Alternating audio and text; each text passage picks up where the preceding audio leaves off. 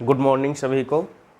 तो सबसे पहले तो आज आपके जो मॉक टेस्ट वाले जो टॉपिक चल रहे थे वही आपको पहले करवा देता हूँ, क्योंकि अभी फ़िलहाल जो है एनटीपीसी वगैरह के वो एग्ज़ाम जो है नज़दीक है। हाँ, 10 दिन या 15 दिन के बाद जो है आपका सारा टॉपिक वाइज कंसेप्ट करवा देंगे। फिर बायो का हो, केमिस्ट्री का या फिर फिजिक्स का, तीनों जो सब्जेक्ट हैं आपके टॉपिक वाइज फिर एडजस्ट करवा देंगे। तो सबसे पहले जो है आज अपना जो क्वेश्चन दिया गया है वो ये पूछा गया है कि रुधिराणुओं में कौन सा भाग रक्त का थक्का बनाने में मदद करता है।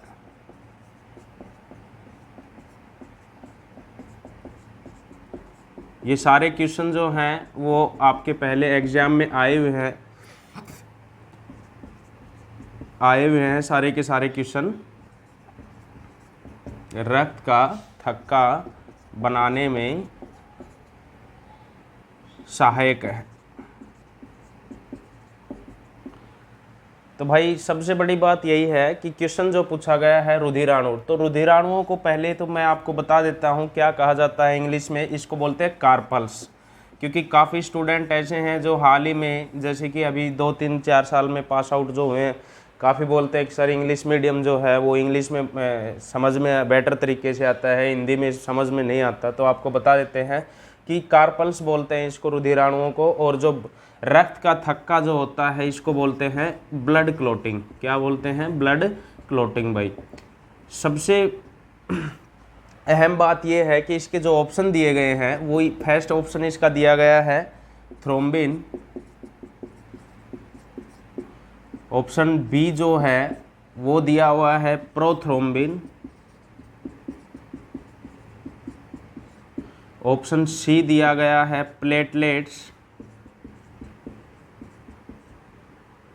प्लेटलेट्स और ऑप्शन डी भाई इनमें से कोई नहीं। तो देखो ये एक ही क्वेश्चन है, लेकिन इसमें से कम 15 से 20 क्वेश्चन आपके निकल के आएंगे।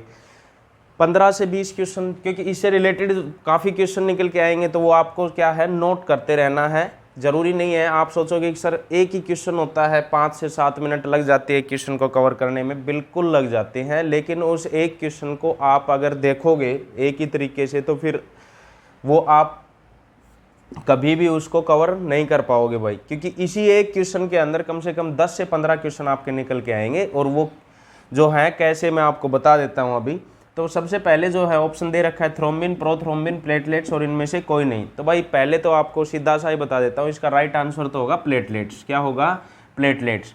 अब रही बात रुधिराणुओं की, तो भाई रुधिराणु जो होते हैं ना इसको बोलते हैं कार्पल्स। क्या बोलते हैं? कार्पल्स। ये कहाँ पाए जाते हैं? तो ये पाए जाते हैं ब्लड में। कहाँ पाए जाते हैं? ब्लड में। क्योंकि जो ब्लड होता है उसके कितने भाग होते हैं भाई? उसके 2 ही भाग होते हैं, 2 पार्ट होते हैं। किसके? ब्लड के 2 भाग होते हैं। एक होता है कार्पल्स जो कि यहाँ पे ये लिखा हुआ है ये वाला, जिसको हम क्या बोलते हैं? रुधिराणु। एक भाग कौन सा हो जाएगा? रुधिराणु। दूसरा जो भाग होता है वो होता है प्लाज्मा को हिंदी में भी ऐसे ही लिखते हैं और इंग्लिश में भी ऐसे ही लिखते हैं भाई। तो 2 भाग कौन कौन से हो गए? एक हो गया कार्पल्स मतलब रुधिराणु, ठीक है। दूसरा भाग हो गया प्लाज्मा को प्लाज्मा ही बोलेंगे। तो ये जो रुधिराणु होते हैं ना ये क्या होते हैं भाई? ये ब्लड के भाग होते हैं। आपको मैं बता देता हूँ, यानी कि जो खून होता है, रक्त जो होता है ना, वो ब्लड जो होता है इसके कुल भाग अगर पूछे तो इसके 2 ही भाग होते हैं। इस अकेले के पास यानी कि कार्पल्स जो होता है रुधिराणु उसके पास वो जो है ब्लड का कितना % होता है अगर पूछ ले रक्त का, तो भाई 45 से और 50% भाग होता है। ठीक है। अब अगर आपसे पूछे कि इसका जो भाग होता है प्लाज्मा का, तो भाई बाकी जो बच जाएगा इसका इतना निकाल के 45 से 50% निकाल दो, बाकी जो बच जाएगा वो 55 से 60%। ये जो भाग होगा ये प्लाज्मा का होता है। तो काफ़ी बार क्वेश्चन पूछा जाता है कि रक्त का सबसे बड़ा भाग कौन सा होता है? रक्त का सबसे बड़ा भाग तो ऑप्शन में दे देगा रुधिराणु, दूसरा दे देगा प्लाज्मा, तीसरा दे देगा प्रोथ्रोम्बिन, या इनमें से कोई नहीं। तो आपको राइट आंसर क्या बताना है? प्लाज्मा। प्लाज्मा जो है हमारे ब्लड के अंदर ही होता है, जिसको हम क्या बोलते हैं? सीरम बोलते हैं। पीला पीला जो पदार्थ होता है उसको क्या बोला जाता है? उसको बोला जाता है प्लाज्मा भाई। ठीक है। ध्यान रह जाएगा। दूसरी चीज़, एक और बात आपको बता देता हूँ, जब भी किसी व्यक्ति की प्लेटलेट्स जब डाउन जाती है, ये प्लेट जो है जब ये डाउन जाती है तो उसको क्या दिया जाता है, उसको प्लाज्मा दिया जाता है। क्या दिया जाता है, प्लाज्मा। और उसके बाद प्लाज्मा के बाद उसको क्या दिया जाता है, ब्लड दिया जाता है उसके ग्रुप से जो मैच करता है। तो यहाँ पे आपके पास जो क्वेश्चन है, फर्स्ट क्वेश्चन तो यही निकल के आएगा कि इसमें से अगर ब्लड क्लोटिंग यानी कि रक्त का थक्का बनने में कोई मदद करेगा तो वो कौन है, प्लेटलेट्स। ये तो सभी को पता होगा कि ब्लड क्लोटिंग होता क्या है, रक्त का थक्का बनना। रक्त का थक्का बनने का मतलब होता है जैसे कि हमारे हाथ पे कोई कट लग गया और कट लगने के बाद वो खून जो है वो बहता रहता है, ठीक है। तब तक क्या नहीं होता भाई, जब तक बह रहा है तो बह रहा है, इसका मतलब ब्लड क्लोट नहीं हो रहा भाई, ब्लड क्लोट नहीं हो रहा। ब्लड क्लोट होने के बाद क्या हो जाएगा, ब्लड बहना ही बंद हो जाएगा। तो यहाँ पे जो अपने पास जो फर्स्ट जो क्वेश्चन है वो यहीं पे ये पूछ रहा है कि ब्लड क्लोटिंग जो है उसमें सहायक कौन होता है, तो सहायक होगा भाई प्लेटलेट्स, ठीक है। अब एक बात और बता देता हूँ आपको मैं, प्लेटलेट्स ही क्यों आया, तो प्लेटलेट्स इसलिए आया भाई क्योंकि जो कार्पल्स होते हैं,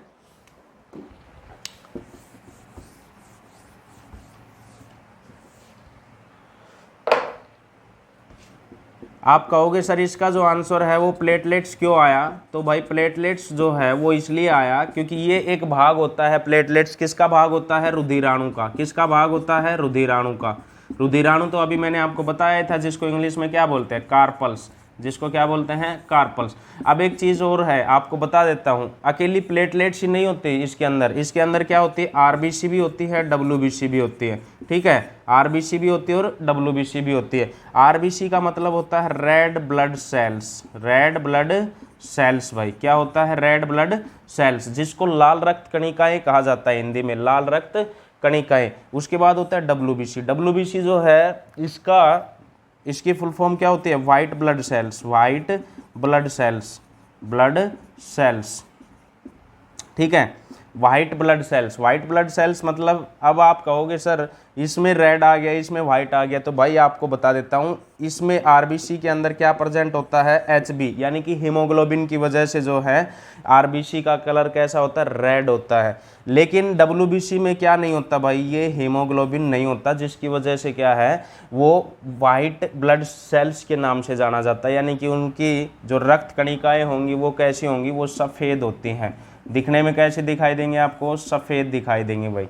तो ये जो तीनों पार्ट है ना, कौन कौन से, प्लेटलेट्स, आरबीसी और डब्ल्यूबीसी, ये तीनों ही भाग किसके होते हैं, रुधिराणु के होते हैं। और अगर किसी व्यक्ति को हाथ पे कट लग जाता है तो उसको अगर रक्त का थक्का बनाने में हेल्प करेगा तो कौन करेगा भाई, वो प्लेटलेट्स करता है, ठीक है। अब कहोगे सर ये फिर ऑप्शन जो दिए हुए थे इसका मतलब क्या होगा, तो भाई ये जो थ्रोम्बिन होता है और प्रोथ्रोम्बिन होते हैं, ठीक है। ये थ्रोम्बिन हालांकि हमारे हेल्प करता है रक्त का थक्का बनाने में, लेकिन ये रुधिराणुओं में काउंट नहीं होता, क्योंकि क्वेश्चन क्या पूछा है इसने, रुधिराणुओं में कौन सा भाग। अगर ये पूछता कि रक्त का थक्का बनाने में कौन मदद करता है, तब तो भाई प्रोथ्रोम्बिन भी मदद करता है, थ्रोम्बिन भी मदद करता है और प्लेटलेट्स भी मदद करता है। लेकिन इसने स्पेशली क्वेश्चन क्या पूछ लिया कि रुधिराणुओं का कौन सा भाग। तो भाई रुधिराणुओं के तो तीन ही भाग होंगे, कौन कौन से होते हैं, एक होता है प्लेटलेट्स, आरबीसी और डब्ल्यूबीसी, ठीक है। हालांकि जब ये ब्लड वाला जो क्वेश्चन है जब ये करवाया जाएगा तो उस दौरान पूरा का पूरा आपको डिस्क्रिप्टिव पढ़ा देंगे कि ब्लड होता क्या है, ठीक है, कितने ग्राम होता है, महिलाओं में कितना होता है, पुरुषों में कितना होता है, इसकी संख्या कितनी होती है, एचबी की जो है उसकी मात्रा कितनी होती है। ये सारे जो क्वेश्चन हैं वो आपको मैं कंप्लीट डिस्क्रिप्टिव समझा दूंगा। लेकिन यहाँ पे आपको सिर्फ एक जो छोटे छोटे जो क्वेश्चन है निकल के आते हैं, तो आई होप आपको ये क्वेश्चन समझ आ गया होगा। तो भाई ये जो प्रोथ्रोम्बिन होता है ना, ये एक प्रकार से प्रोटीन का नाम है। किसका नाम है, प्रोटीन का, ठीक है। ये कहाँ पाया जाता है, तो भाई ये पाया जाता है प्लाज्मा में। कहाँ पाया जाता है, ये प्लाज्मा के अंदर। ये बात ध्यान रख लेना आप, ठीक है। पहले भी मैंने आपको रिपीट किया था, ये एक बार आया था तब। प्रोथ्रोम्बिन जो है ये एक प्रोटीन होता है जो कि कहाँ प्रेजेंट होता है, प्लाज्मा के अंदर प्रेजेंट होता है। इसी प्रकार से एक प्रोटीन और होती है फाइब्रिनोजेन भाई, फाइब्रिनोजेन जो नामक प्रोटीन होती है, ये भी कहाँ पाई जाती है, ये भी पाई जाती है अपने प्लाज्मा के अंदर ही पाई जाती है भाई, ठीक है। इसी की वजह से जो प्लाज्मा है उसका जो यानी कि कह दे जो लिक्विड होता है गाढ़ा सा गाढ़ापन, वो भाई इसी प्रोटीन की वजह से होता है, फाइब्रिनोजेन नामक प्रोटीन की वजह से। तो आई होप आपको ये क्वेश्चन क्लियर कंसेप्ट हुआ होगा। इसका राइट आंसर आएगा प्लेटलेट्स। क्या रहेगा भाई? प्लेटलेट्स। नेक्स्ट देखो अगला क्या क्वेश्चन दे रखा है।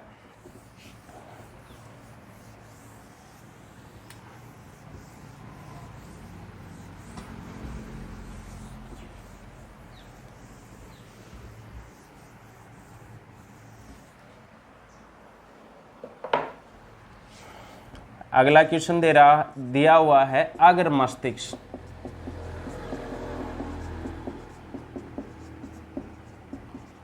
कुल वजन कितना होता है भाई? कुल वजन कितना होगा? बढ़िया अच्छा क्वेश्चन है। अगर मस्तिष्क को क्या बोलते हैं? क्योंकि मस्तिष्क जो होते हैं, पहले तो आपको इसके ऑप्शन बता देता हूं मैं। ऑप्शन दे रखा है 400 से 500 ग्राम। ऑप्शन बी दे रखा है 700 से 800 ग्राम। ऑप्शन सी दे रखा है 1100 से 1200 ग्राम। ऑप्शन डी दे रखा है 900 से 950 ग्राम। तो भाई इसका राइट आंसर जो है वो बताना है क्या होगा। तो इसका राइट आंसर तो होगा ये भाई, अगर मस्तिष्क। अब आप कहोगे सर कि फिर कुल वजन कितना होता है? तो भाई अगर मस्तिष्क का कुल वजन पूछे ना, मस्तिष्क का कुल वजन, तो भाई 1400 ग्राम से लेके और 1450 ग्राम ये होता है। ठीक है, एक स्वस्थ व्यक्ति की बात कर रहे हैं हम, जो बिल्कुल ही स्वस्थ होता है। ठीक है, उनकी एवरेज के अकॉर्डिंग हमने आपको बताया। दूसरा जो क्वेश्चन है वो ये पूछा गया है इसमें कि अगर मस्तिष्क को इंग्लिश में क्या कहा जाता है? तो आपको मैं बता देता हूँ, उसको बोलते हैं फोर ब्रेन। क्या बोलते हैं? Fore brain. हमारे जो मस्तिष्क होते हैं यानी कि ब्रेन जो होते हैं उसके सिर्फ 3 ही भाग होते हैं। एक होता है फोर ब्रेन जो मैंने लिख दिया। दूसरा जो भाग होगा वो क्या होगा अपने पास भाई? वो अपने पास होता है मिड ब्रेन जिसको मध्य मस्तिष्क कहा जाता है। क्या कहा जाता है? मध्य मस्तिष्क कहा जाता है। और थर्ड जो दिया हुआ है वो है हिंड ब्रेन जिसका पश्च मस्तिष्क। क्या मतलब है भाई? जिसका हिंदी में होता है पश्च मस्तिष्क, जो पीछे वाला जो होता है ना उसको बोलते हैं पश्च मस्तिष्क। मिड का यानी कि बीच का जो हिस्सा होता है ब्रेन का, वो फोर ब्रेन का सभी को पता है। आगे का जो मस्तिष्क होता है अगर मस्तिष्क, अगर का मतलब होता है आगे। ठीक है, इसलिए इसको अगर मस्तिष्क कहा जाता है भाई। अब देखो इसका राइट आंसर जो है वो अपने पास क्या रहेगा? 1100 से 1200 ग्राम, ये इसका राइट आंसर रहेगा। सबसे बड़ी बात और बता देता हूँ, अगर इस क्वेश्चन की बजाय कुल वजन अगर मस्तिष्क का पूछ लिया, अगर वो पूछ ले मस्तिष्क का सबसे बड़ा भाग कौन सा है, तो भी कौन है भाई? तो भी आप बता देना अगर मस्तिष्क का सबसे बड़ा भाग कौन है? अगर मस्तिष्क। क्योंकि टोटली वेट कितना होता है मस्तिष्क का भाई? ब्रेन का टोटल वेट कितना होता है? 1400 से 1450 ग्राम। और अकेला ही अगर मस्तिष्क के वेट जो वजन होगा वो कितना होता है अकेले के पास? 1100 से 1200 ग्राम। अब बाकी भी तो बच गए ना, मिड ब्रेन बच गया, हिंड ब्रेन बच गया, उनके पार्ट भी रह गए। तो भाई कहने का अर्थ ये है कि अपने पास ये मस्तिष्क का सबसे बड़ा भाग अगर कोई है तो भाई वो अगर मस्तिष्क से आगे वाला जो भाग होता है वो होता है। ठीक है, उसके बाद अगर क्वेश्चन आपसे पूछ लिया जाए कि मस्तिष्क का सबसे बड़ा भाग जो है, तो अगर मस्तिष्क आ जाएगा। और मस्तिष्क का सबसे ज़्यादा जो भार होता है वो किस भाग का होगा? तो भी अगर मस्तिष्क ही। आपको बस ये हमेशा ध्यान रख लेना है कि अगर मस्तिष्क का वेट हमेशा ज़्यादा रहेगा, सबसे बड़ा मस्तिष्क होता है। ठीक है, नंबर 1 बात। नंबर 2, सबसे अहम जो क्वेश्चन होता है, मस्तिष्क जो होता है भाई उसके अध्ययन को क्या कहते हैं? मस्तिष्क के अध्ययन को यानी कि द स्टडी ऑफ ब्रेन भाई। अब सभी ने आपने पढ़ा होगा, बोला न्यूरोलॉजिस्ट। ठीक है, तो वही है इसका राइट आंसर, न्यूरोलॉजी। ठीक है, न्यूरोलॉजी भाई।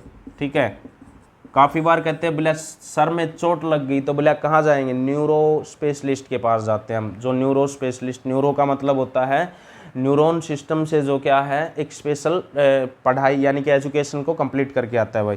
तो मस्तिष्क के अध्ययन को क्या कहते हैं भाई? न्यूरोलॉजी कहा जाता है। तो आई होप आपको ये समझ आया होगा भाई।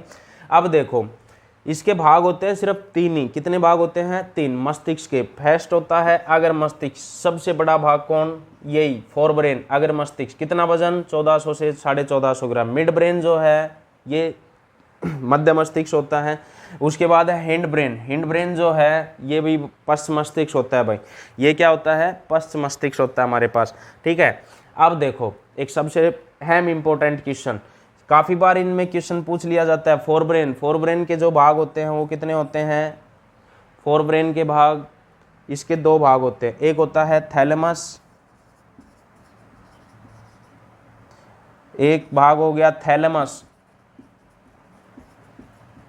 एक होता है हाइपोथैलेमस। 2 तो हो गए। और जो तीसरा जो इंपॉर्टेंट भाग है ना भाई वो है सेरिब्रम। सेरिब्रम, ये 3 भाग होते हैं इसके। कितने भाग होते हैं? 3 भाग। अब तीनों भाग इंपॉर्टेंट है भाई, ठीक है। इनके ऊपर काफ़ी बार क्वेश्चन पूछ लिया जाता है कि ठंडे और गर्म की, यानी कि इंसान जो होता है जब बाहर धूप में जाता है तो उसको ठंड महसूस होना, सर्दियों में गर्मी महसूस होना, तो मस्तिष्क का कौन सा भाग इन चीज़ों की सूचना देता है? तो अगर मस्तिष्क ही है भाई ये। अगर मस्तिष्क में अगर पूछे कि कौन सा भाग, अगर मस्तिष्क के कुल कितने भाग होते हैं? 3 ही भाग होते हैं। थैलेमस होता है, हाइपोथैलेमस और सेरिब्रम। तो भाई कौन देगा ये सारी चीज़? ये देगा अपने पास थैलेमस, ठीक है। ध्यान रहेगा आपको, थैलेमस जो है वो देता है, ठीक है। अगर कोई आपको कहे कि कोई फीलिंग्स या ऐसी जो भावनाएं होती हैं इंसान के दिमाग से निकलती हैं, काफ़ी बार हम सोचते हैं कि ये सारी चीज़ें जो हैं हमारे हार्ट से इन चीज़ों का जो है निकलना तय होता है, लेकिन ऐसा कुछ नहीं होता। कोई भी इंसान जैसे कि कहीं जा रहा है, इमोशनल हो गया, वहाँ पे बैठ गया, उसको कुछ अलग फील हो रहा है, तो ये सारी जो फीलिंग्स होती है ब्रेन के ही भाग से होती है। यहाँ से दिल वगैरह का कोई इससे कांटेक्ट नहीं होता। कभी आप सोच रहे हो कि सर काफ़ी बार कह देते हैं कि हे भगवान उसके साथ इतना गलत हो गया कि मेरा तो दिल टूट गया। तो भाई दिल जो टूटना है ना वो दिल वाला कोई मैटर नहीं होता, सारा का सारा जो मैटर होता है वो ब्रेन का होता है। तो ब्रेन के किस भाग से होता है?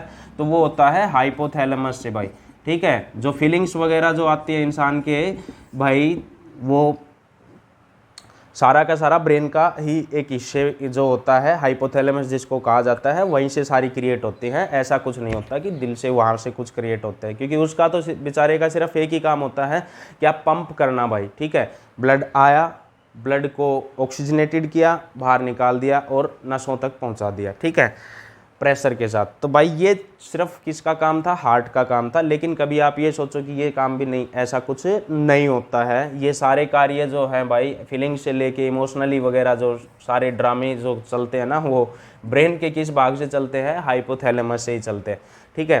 तो ये था अपने पास एक क्वेश्चन, बेस्ट क्वेश्चन था और बहुत ही अच्छा क्वेश्चन है। आपको एक बात बता देता हूँ, ब्रेन जो है ना, इस टॉपिक को भाई जब हम करवाएंगे तो इसको डिस्क्रिप्टिव अच्छे तरीके से कवर करवा देंगे।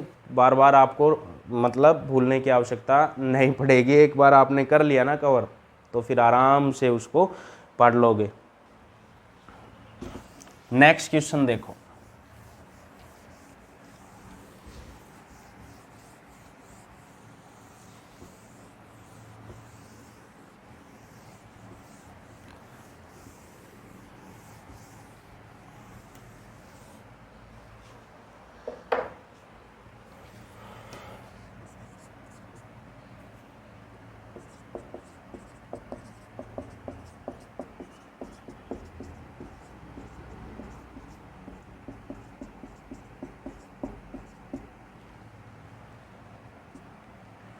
मानव शरीर में सेंट्रोसोम, ये सेंट्रोसोम कहाँ नहीं पाया जाता भाई?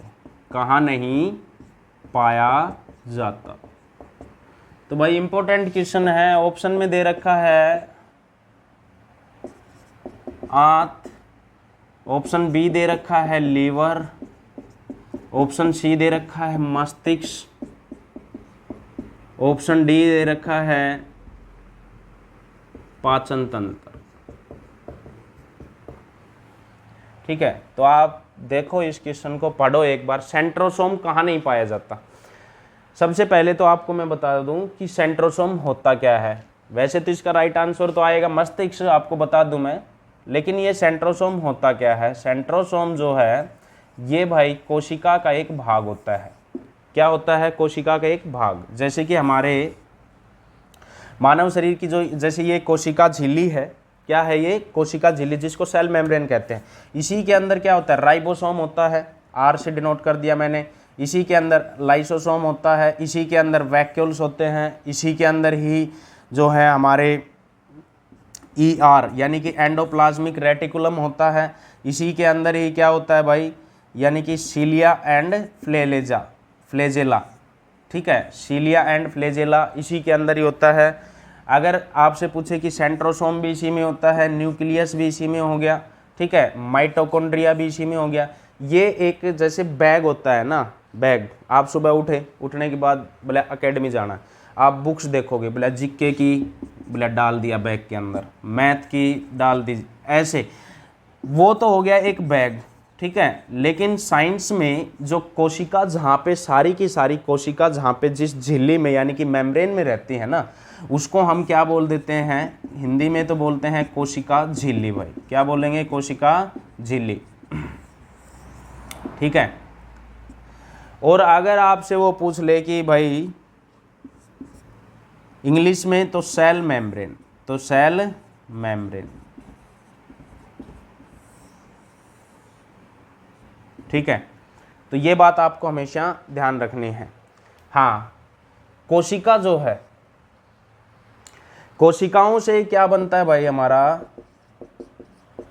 जो शरीर है ना, वो किससे मिलकर बना है? कोशिकाओं से। अगर क्वेश्चन आ जाए मानव शरीर की सबसे छोटी इकाई कौन है? मानव शरीर की सबसे छोटी इकाई, सबसे छोटी इकाई भाई, तो मानव शरीर में सबसे छोटी इकाई कौन है? तो भी कोशिका है भाई।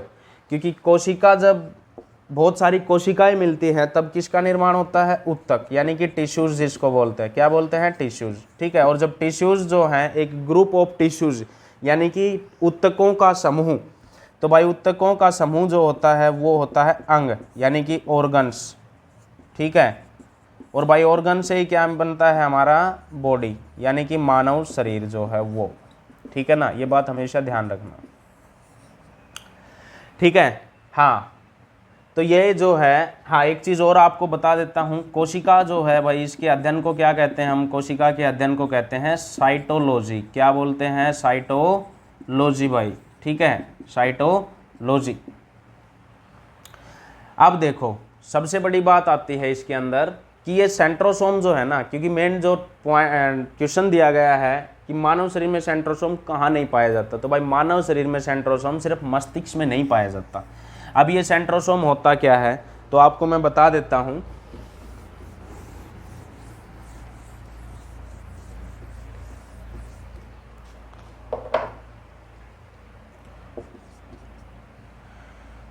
सेंट्रोसोम, जिसको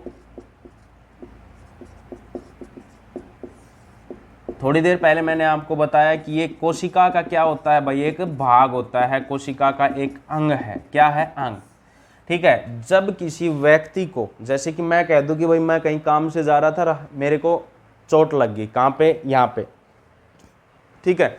यहाँ पे चोट लगने के बाद हम 10 दिन के बाद देखते हैं कि वो चोट जो है वो पहले से अच्छी हो गई, यानी कि बेहतर हो गई, यानी कि जो चोट है वो भाई पहले से क्या हो गई? बेहतर हो गई, यानी कि रिकवर हो गया।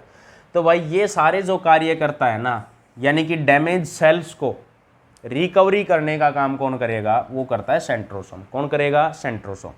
इसलिए क्या है, पूरे मानव शरीर का, जैसे कि ये पूरा अंग है, ठीक है, यानी कि मस्तिष्क को छोड़ दो भाई, पूरा जो जितने भी अंग हैं सभी को रिकवर कर लेगा। पैर पे चोट लग गई, 3 या 4 दिन के बाद आप देखोगे कि वो धीरे धीरे ठीक हो जाता है। जैसे यहाँ पे कट लग गया, कट लगने के बाद आप देखोगे कि यहाँ पे कट गया, 10 दिन के बाद देखोगे तो बोला घाव भर गया। क्यों? क्योंकि जो साइड वाली जो सेल्स होती हैं, जो कोशिकाएं होती है, वो उसको भर देती है, यानी कि उसको रिकवर कर देती है, ठीक है, उसको ठीक करने का कार्य कर लेती है। और ऐसा कब होता है? जब कोशिका का जो ये अंग है ना, ये भाग जो है वो प्रेजेंट हो भाई। तो हमारे पूरे शरीर के अंदर प्रेजेंट होता है, सिर्फ एक जगह छोड़ के, कहाँ पे? मस्तिष्क में। इसलिए काफ़ी बार कहा जाता है कि हेलमेट को पहन के चलना चाहिए, क्योंकि अगर चोट लग गई ना मस्तिष्क में, तो भाई कहने का अर्थ है कि ये सेंट्रोसोम तो वहाँ मिलेगा नहीं। तो कोशिकाओं को रिकवरी कौन करेगा? कोई नहीं करेगा, वहाँ पे कोई भी नहीं करेगा। चोट लग गई तो समझ लो उसकी एमसी भी गिर गई, ठीक है। कहने का अर्थ ये है कि अगर गलती से उसके मस्तिष्क को चोट, वैसे तो बहुत कम चांसेस होते हैं, लेकिन फिर भी क्या होता है, क्योंकि ये जो मस्तिष्क होता है जो हमारा जहाँ पे स्थित होता है, उसके चारों ओर जो स्कल यानी कि एक प्रकार से एक ढांचा होता है हड्डियों का, बहुत ही मजबूत होता है, और कोशिश पूरी करता है कि भाई किसी तरह से ये बचाया जा सके। लेकिन फिर भी अगर काफ़ी बार कोई चोट लग जाती है, ठीक है, तो उस दौरान क्या होता है, उस दौरान जो हमारे मस्तिष्क के जो पार्ट होते हैं भाई, वो डैमेज होने की वजह से क्या है, वो फिर वहाँ पे रिकवर तो हो नहीं पाते, ठीक है, या तो कोमा में चला जाएगा या डेड हो जाते हैं, या फिर मेमोरी वगैरह लॉस्ट हो जाती है। तो इनके चांसेस ज़्यादा होते हैं, क्योंकि वहाँ पे क्या प्रेजेंट नहीं होता, क्या उपस्थित नहीं होता भाई, वहाँ पे सेंट्रोसोम उपस्थित नहीं होता। अब ये सेंट्रोसोम उपस्थित नहीं होने की वजह से क्या होता है भाई, काफ़ी बार थोड़ी सी चोट लगी, बोले और तो कहीं बॉडी पे चोट ही नहीं थी, उसके बाद भी वो कैसे मर गया। तो भाई कहने का अर्थ है, मस्तिष्क है ना बड़ा नाजुक चीज़ होता है, जितना हो उसके हेलमेट को यूज़ करें आप। और मैं तो यही कहूँगा कि हमेशा आप 2 किलोमीटर भी अगर जा रहे हैं ना, तो हेलमेट के बगैर ना जाए, क्योंकि यहाँ पे मस्तिष्क का कोई अगर डैमेज हो गया ना, तो समझ लो इंसान की एमसीबी गिर गई, दूसरा कोई ऑप्शन नहीं है उसके पास। ठीक हो जाए तो हो जाए, नहीं हो तो ना हो, इसलिए कोमा में पड़े रहते हैं सालों तक। उठ जाए तो उठ जाए, नहीं उठे तो नहीं भी उठे, ज़रूरी नहीं है उठ गया तो उसकी सारी मेमोरी जो है वो दोबारा आ जाएगी। बहुत कम चांसेस होते हैं, और आ भी जाए ना भी आए, दोनों चीज़ें होते हैं। वो उसकी इम्यूनिटी पावर पे डिपेंड करती है, मानव जो मनुष्य जो है उसके शरीर पे भी बहुत सारी चीज़ें डिपेंड करती है। तो ये सेंट्रोसोम प्रेजेंट होता है भाई सारी सब जगह, लेकिन मस्तिष्क में ये नहीं होता, मस्तिष्क में ये नहीं होता। लेकिन मस्तिष्क में जो है भाई कोशिका प्रेजेंट होती, कोशिका का एक भाग होता है, कोशिका जो प्रेजेंट होती है ना, वो कौन सी होती है भाई, वो होते हैं ग्लियल सेल। कौन होती हैं? Glial cell. अब एक बात बता दूं मैं आपको, देखो कोशिका, हम डेली लाइफ में सुबह उठ रहे हैं, दिन में लाखों कोशिकाएं मर रही हैं, नई लाखों कोशिकाएं बन रही हैं। गलती से एक कोशिका विभाजन का ज़्यादा हो जाना, समझ लो कि क्या हो जाएगा भाई, कैंसर का कारक। किसका कारक बन जाएगा? कैंसर का कारक। कोशिकाओं का ज़्यादा विभाजन हो जाना, समझ गए, डेली नहीं बनती हैं, मरती हैं, बनती हैं, मरती हैं, नहीं बनती हैं। तो भाई जब भी कभी भी आपको लगे ना कि अब भला गांठ सी हुई थी, उसके बाद हल्का सा कुछ मुझे ऐसा लगा कि बॉडी के ऊपर गांठ सी हुई, और उसके बाद चेक करवाया, डॉक्टर ने कहा कि इसको कैंसर। तो जब भी आपको लगे कि अनकंफर्टेबल फील कर रहे हैं, तो डॉक्टर से हमेशा एक बार सलाह ज़रूर लें, क्योंकि स्टेज होती है इनकी कैंसर की, और स्टेज जो होती है ना भाई, ये एक ऐसी होती है कि उसका फिर बाद में कोई इलाज नहीं होता। लास्ट स्टेज यानी थर्ड जो स्टेज होती है सबसे भयंकर होती है, उसमें इंसान का जीना बड़ा मुश्किल हो जाता है, क्योंकि उसके पूरे बॉडी के अंदर जो है ये डैमेज जो सेल्स होती है ना, वो फैल जाती है, यानी कि वो जो कोशिकाओं का विभाजन ज़्यादा हो जाना, ठीक है। जैसे कि मान के चलो कि इंसान के बॉडी के अंदर 25 लाख जो है कोशिकाएं ही बननी चाहिए भाई। अगर गलती से 25 लाख और एक बन गई, तो समझ लो वहाँ पे किसका कारक बन जाएगा, वो कैंसर का कारक बन जाएगा। तो इसलिए कहा जाता है कि हमेशा डॉक्टर से सलाह लेनी चाहिए। लेकिन मोस्टली 90% जो मरीज़ है ना, वो कब पहुँचते हैं, वो जब लास्ट स्टेज में या फिर सेकंड स्टेज में, जब उसको कुछ सिम्टम्स दिखे।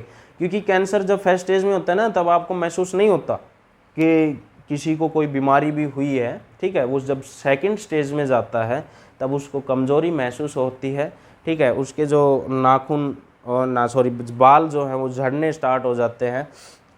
उस दौरान क्या होता है भाई, क्योंकि आरबीसी डब्ल्यूबीसी वगैरह, इनका डब्ल्यूबीसी तो बेचारी वैसे ही क्या हो जाती है, ल्यूकोमिया यानी कि कैंसर का जो है डब्ल्यूबीसी उस दौरान काम करना बंद कर देती है भाई।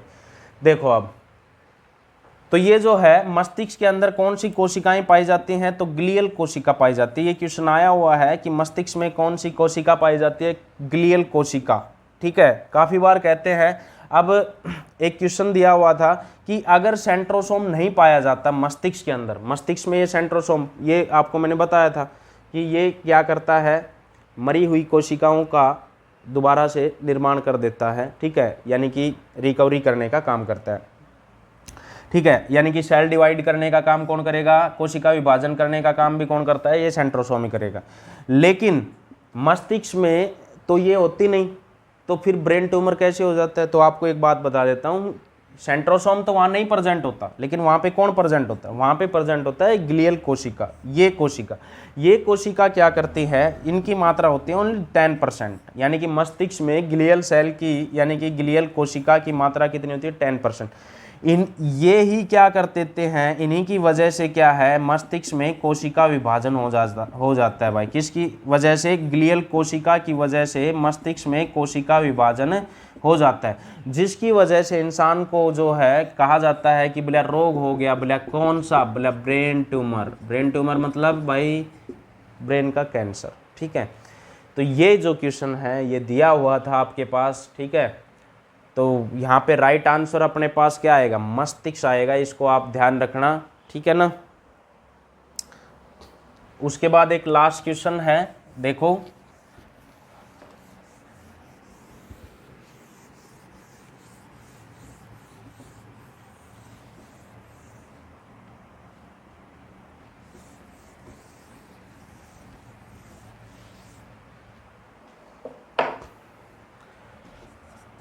मानव शरीर का सबसे बड़ा अंग। तो भाई सबसे बड़ा अंग अगर पूछे तो कौन है? तो ए आ गया लीवर, बी आ गया त्वचा, सी आ गया भाई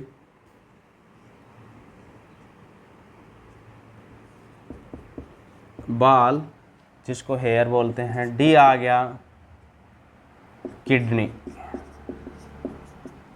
ठीक है, किडनी। अब बताओ क्या होगा इसका राइट आंसर? तो भाई सबसे बड़ा अंग, क्वेश्चन देखो क्वेश्चन कैसे पूछा है। क्वेश्चन पूछा है मानव शरीर का मतलब होता है बाहरी साइड भाई। ठीक है, मानव शरीर में। ठीक है, में और का दोनों में डिफरेंस क्या होता है? का मतलब बाहरी और में मतलब इंटरनल हो गया, वो अंदर हो गया। तो आपको एक बात बता देता हूँ, काफी बच्चे कह देते हैं सर लीवर आएगा, लीवर आएगा। भाई लीवर कभी नहीं आएगा, इसका राइट आंसर आएगा त्वचा, जिसको स्किन बोला जाता है। क्या बोला जाता है? स्किन। ठीक है, तो आपको एक चीज और बता देता हूँ, लीवर जो है ना वो कब आएगा? अगर क्वेश्चन तो यही हो मानव शरीर का की बजाय क्या आ जाए? में, तब तो क्या आ जाएगा? लीवर भाई। ठीक है, तब क्या आ जाएगा? लीवर। हाँ, लीवर ही है मानव शरीर के अंदर। लीवर एकमात्र ऐसा है जो क्या है, अब रात को खराब हुआ, सुबह टाइम ठीक मिलेगा। यानी कि कोशिका सेल डिवाइड सबसे जल्दी जो होगा ना मानव शरीर के किस भाग में, किस अंग में होता है भाई? तो लीवर में ही होता है। आपको बता देता हूँ, लीवर एकमात्र एक ऐसा अंग भाई जिसमें कोशिका विभाजन सबसे तेजी से होता है। कोशिका विभाजन। अब काफी कहेंगे सर लीवर तो डैमेज हो जाता है। लीवर डैमेज नहीं होता, लीवर डैमेज हो गया 24 घंटे बाद रिकवर हो जाता है ऑटोमेटिक, खुद तो ठीक हो जाएगा। लेकिन जो किडनी, लंग्स वगैरह है वहाँ पे प्रेशर डाल देता है, समझ गए? उनको क्या कर देता है? प्रेशराइज कर देता है और खुद बिल्कुल स्वस्थ रहता है, ठीक रहता है। तो भाई ये जो लीवर है ना, ये एक कोशिका का एक ऐसा अंग होता है, कोशिका यानी कि एक ऐसा अंग है हमारे शरीर में जिसमें कोशिका विभाजन सबसे तेजी से होता है, समझ गए? ये क्या हमारे शरीर का एक अंग है। लीवर भी, त्वचा भी, बाल भी, किडनी वगैरह भी, ये सारे क्या हैं? हमारे एक अंग ही हैं। लेकिन कोशिका विभाजन अगर किसी में जल्दी सबसे तेजी से होता है ना, तो मानव शरीर के लीवर में ही होता है। किस में होता है? लीवर के अंदर। यकृत, लीवर। ठीक है, एक बात और बता देता हूँ आपको, जो हेपेरिन का नाम सुना है? जिसको एंटी ब्लड क्लोटिंग के नाम से जाना जाता है। एंटी ब्लड क्लोटिंग का मतलब होता है जैसे कट लग गया हाथ पे, खून बह रहा है, हेपरिन आएगा। साइड हो जाओ सभी, इसको बहने दो खून को, क्योंकि मैं जब तक जिंदा हूँ खून बहता ही रहेगा। लेकिन ये हेपेरिन क्या होता है भाई? ये हेपेरिन, इसको बोलते हैं एंटी ब्लड क्लोटिंग। लेकिन ये थोड़ी देर बाद ही बेचारा डेड हो जाता है, मर जाता है। कैसे? तो भाई ये कैसे मर जाता है आपको मैं बता देता हूँ। क्योंकि जैसे यहाँ कट लग गया, हम बाहर हवा में घूम रहे हैं, एनवायरनमेंट में है, ठीक है, जैसे ही वायु के प्रेजेंस में आएगा हेपेरिन और खुद क्या हो जाएगा? डेड, लौट जाएगा और कहानी इसकी खत्म। और फिर एंटी ब्लड क्लोटिंग तो खत्म, बच के आ जाएगा। ब्लड क्लोटिंग का काम शुरू कर देगा, हमारे जो प्रोटीन वगैरह है वो अपना काम शुरू कर देते हैं। तो ये हेपरिन जो है इसको एंटी ब्लड क्लोटिंग के नाम से जाना जाता है। ये मरता कब है? जब ये वायु के प्रेजेंस में आ जाए भाई, ठीक है। तो ये कहाँ पे प्रेजेंट होता है? ये लीवर में ही। काफ़ी बार ये क्वेश्चन आया, हेपेरिन कहाँ पे उपस्थित होता है? लीवर में, ठीक है। हेपेरिन का मुख्य कार्य क्या होता है? एंटी ब्लड क्लोटिंग, मतलब खून का थक्का न बनना। बोले बहते रहो, मरेगा तो मरेगा, कोई बात नहीं, लेकिन जैसे ही वायु के प्रेजेंस में आता है हेपरिन, कहानी इसकी खत्म, ब्लड शो, ठीक है। तो देखो भाई, तो यहाँ पे जो लीवर है सबसे तेजी से कोशिका विभाजन होने वाला क्या है? एक अंग होता है। दूसरा जो है हमारा, इसका राइट आंसर क्या रहेगा? का में पूछे तो त्वचा, और मानव शरीर में पूछे तो लीवर भाई। दोनों चीज़ें अलग अलग है, ठीक है। तो ये बात आपको ध्यान रखनी है। और सबसे बड़ी बात यही है कि जितना आपको करवाया जाता है, पेन कॉपी लेके आप इनको नोट कर लिया करो, क्योंकि ये एक क्वेश्चन मैंने यहाँ पे लिखा है, लेकिन इस एक क्वेश्चन से रिलेटेड कम से कम 10 क्वेश्चन निकलते ही निकलते हैं। तो ये लगा लो कि अगर मैंने 4 क्वेश्चन या 5 क्वेश्चन अगर आपको करवाए हैं तो कम से कम 40 से 50 क्वेश्चन निकल के आएंगे, ये श्योरिटी है। आप नोट कर लेना, भले ही जितने टाइम का वीडियो अपना चलता रहता है, ठीक है। तो बेस्ट सभी को ना इसको बढ़िया तरीके से आपको प्रिपेयर करना है। किसी को अगर कुछ समझना हो, पूछना हो तो कमेंट बॉक्स में मैसेज कर दिया करो, कोई दिक्कत नहीं है, जब भी आपको लगे, ठीक है। कुछ समय के बाद जो है एक कंप्यूटर साइंस जो है इसके भी अपने टॉपिक स्टार्ट करवाएंगे भाई, ठीक है। हम चाहते हैं कि ये जो छोटे छोटे जो विषय आपके सब्जेक्ट जो आते हैं कंपटीशन एग्जाम में, कोई 5 नंबर का आ रहा है, कोई 10 नंबर का आ रहा है, मोस्टली अकेडमियों पे क्या है, इनको करवाया नहीं जाता, ठीक है। कोई भी टीचर है जीके पढ़ा रहा है, बोला मैं ही करवा दूंगा भाई, जब तक कंसेप्ट उसका क्लियर नहीं है ना तब तक कोई फ़ायदा नहीं है। कहने का अर्थ है जड़ ही नहीं पता ना तो हवा में तीर मारने का कोई फ़ायदा नहीं है। हाँ, बस ये है कि बच्चे जैसे सामने बोलते नहीं हैं कि भाई ठीक है हो गया कोई बात नहीं, क्वेश्चन ऐसे करवा दिया एक, हाँ भाई मानव शरीर का सबसे बड़ा अंग टीचर ने बता दिया जी, बच्चों ने बता दिया लीवर, बोला नहीं बेटा इसका त्वचा होगा, लेकिन उसको एक्सप्लेन करना बहुत बड़ी बात है। स्किन जो है, त्वचा जो है, उसके बारे में बताना, उसके बारे में बेसिकली तब पता होगा जब वो उसका स्पेशल सब्जेक्ट होता है। इसलिए उन्हीं सब्जेक्ट्स को कवर करो जिसमें आपको लगे। हाँ, नया सब्जेक्ट उठाते हैं तो आप उसको बेसिकली पढ़ो। एनसीईआरटी की जो बुक होती है 6, 7, 8, 9, 10 तक, ठीक है, इससे बाहर लगभग नहीं आता। थोड़ा बहुत बेसिक आ जाता है 11th का, इससे ज़्यादा और कुछ नहीं आता भाई। और भाई सभी विद्यार्थियों से मेरी अपील है कि अपना जो चैनल है ना उस चैनल को फॉलो करें भाई, और सब्सक्राइब करें @साइंस गुरु के नाम से, जो है साइंस गुरु RK, इसके नाम से ये चैनल है अपना यूट्यूब, इसको फॉलो करें भाई। और अपने जो भी फ्री ऑन कंटेंट है, जब तक पढ़ाएंगे फ्री पढ़ाएंगे, कोई दिक्कत नहीं है, फ्री कंटेंट है। और आर्मी का जो स्पेशली जो बैच होगा ना, अभी जैसे फॉर्म तो भरे नहीं गए हैं, जब लगभग 1-1.5 महीने बाद जो है आर्मी का एक स्पेशल जो है वो तैयारी करवाएंगे। उसमें आपका जीके भी रहेगा और साइंस, दोनों सब्जेक्ट रहेंगे भाई, ठीक है। कोशिश करेंगे कि जो बाकी सब्जेक्ट बच जाते हैं उनको भी कि कहीं से भी टीचर्स को एडजस्ट करवा के वीडियो आपके पास डाल दिए जाएंगे। तो आप फ्री रहो, पढ़ो, कोई बात नहीं, कभी भी पढ़ो, वीडियो डाल देते हैं। आप रात को 1 बजे आपका टाइम लग रहा है 1 बजे पढ़ लो, 10 बजे लग रहा है 10 बजे पढ़ लो, 4 बजे लग रहा है 4 बजे, जब भी आप फ्री रहते हैं आप वीडियो को उठाओ, और कोई भी प्रॉब्लम होती है कमेंट बॉक्स में कमेंट कर दो, ठीक है। Thank you.